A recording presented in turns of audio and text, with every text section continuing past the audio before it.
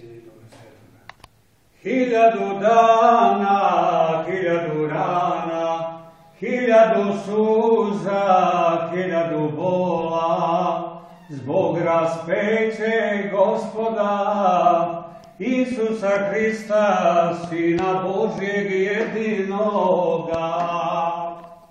1000 dana, 1000 rana, 1000 suza, 1000 bola, zbog raspeće Gospoda, Isusa Hrista, Sina Božjeg jedinoga. Zapevajmo svi u glas, svi u glas, Hriste Bože, spasi nas, spasi nas.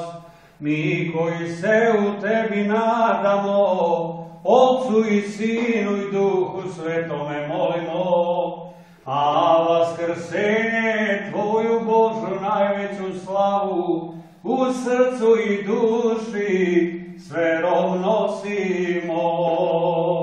Neka svako zna ko se Bogu moli i koji poštuje Božji zakon, bit će spasen na dan suđenja.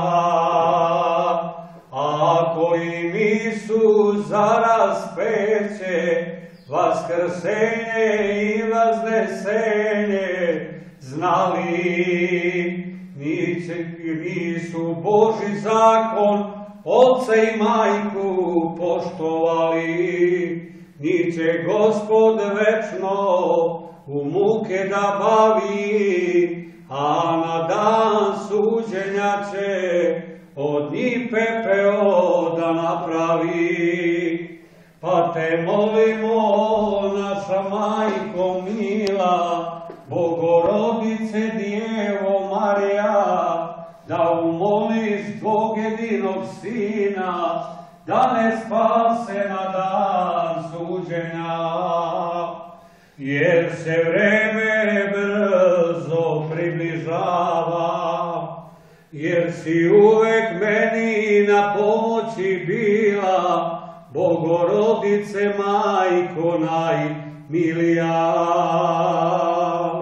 Hvala Bože od zemlje do neba, što si izbacio neposlušne anđele sa neba.